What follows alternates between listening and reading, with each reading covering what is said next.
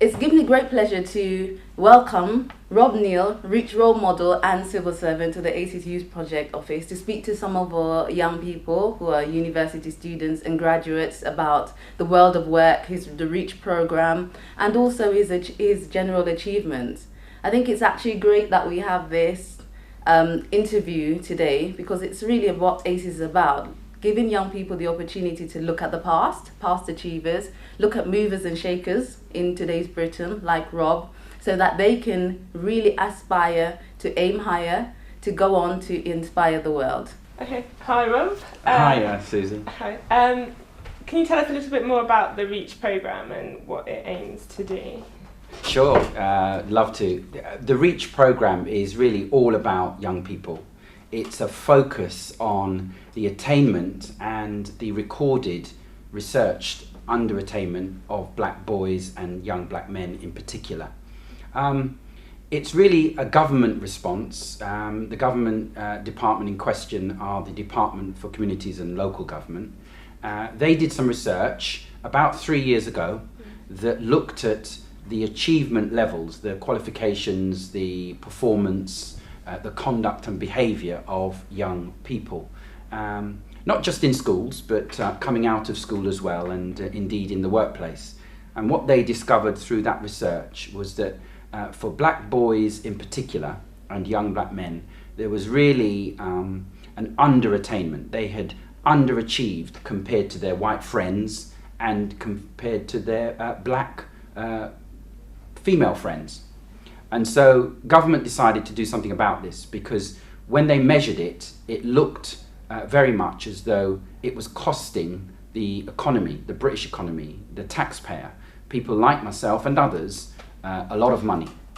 Something close to £1 million each year was being lost through young black boys being expelled from school early, black men finding themselves through poor choices in prison. Indeed, more black men in prison than there are in university.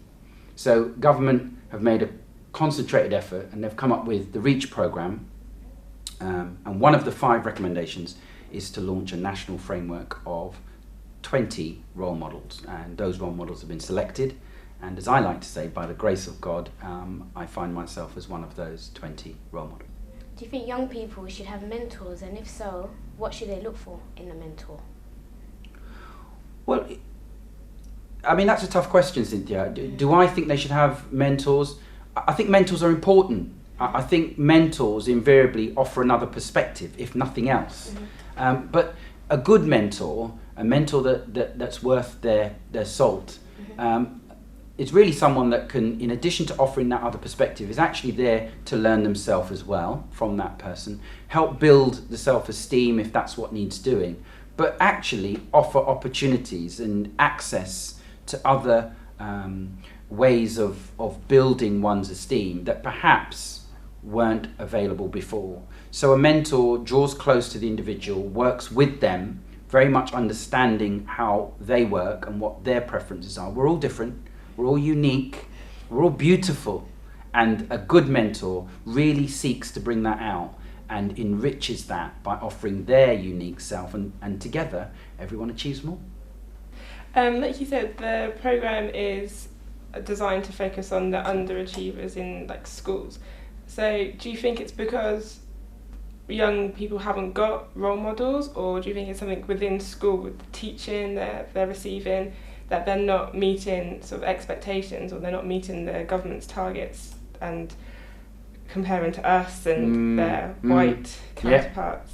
Yeah. Why do you think they are underachieving? Sure. I mean, that's a deep question, Susie, and a lot of people are looking at this in a lot of ways. I mean, at the beginning of your question, you asked about whether or not there is this connection, this correlation, if you will, between the underachievement and the absence of, whether it be a mentor or a parent, typically a father being absent.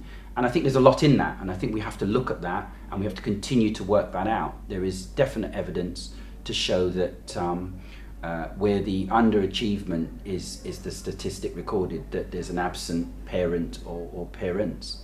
And there is a correlation, there is a connection there is a relationship there.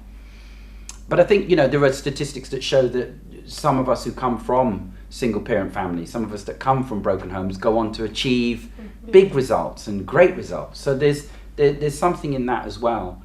How has the program itself impacted your life so far? Oh, wow. In so many ways, and all good. Every single bit of it.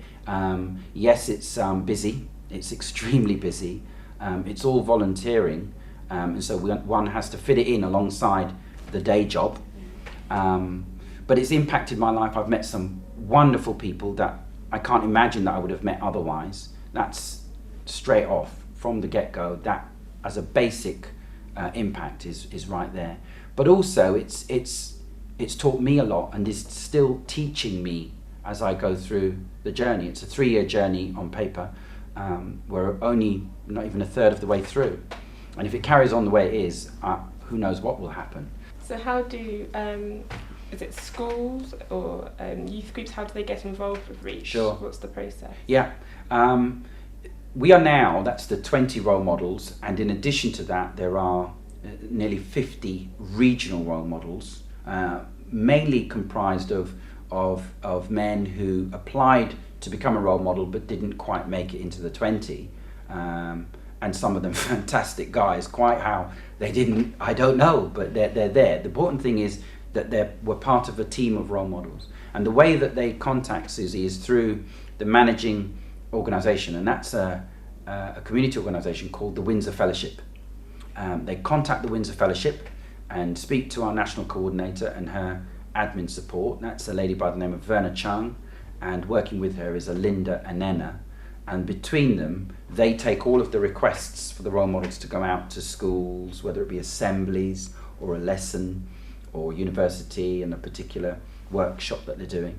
And they then contact either any of the 20 for national work and then any of the almost 50 regional role models for local work. In terms of political engagement, what can young people do to get involved in politics and how can they contribute to their society? I'm so glad you've answered that question because there's so much going on. You know, REACH is a programme that looks at underattainment and really looks to target young black men and black boys in schools, universities and other places of learning.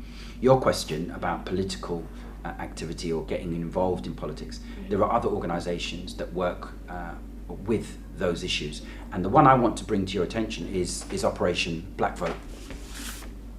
Operation Black Vote, and this is their newsletter that they send out regularly as a periodical. Operation Black Vote, for a number of years now, I think they're approaching their 10th year, work with the community to raise awareness about political enfranchisement and political connection, political engagement. And one of the things they're doing at the moment is going around to schools with a presentation around why young people should be interested in the political scene, why they should be registering to vote, that's the first thing, and then actually voting.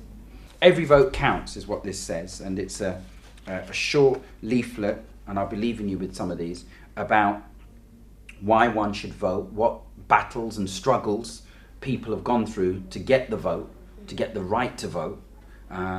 You know, perhaps most famously women and the suffragettes at the turn of the last century, but black people as well. We have struggled to get the vote, to win the right to vote, to be in a position to vote.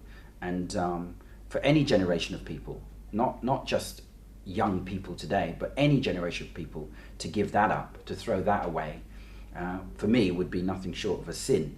So let us understand why we should get involved in politics. Let us understand who we could vote for, why we should vote for them, vote them out if we have to, but let's exercise our vote. So I'll be handing that to you later.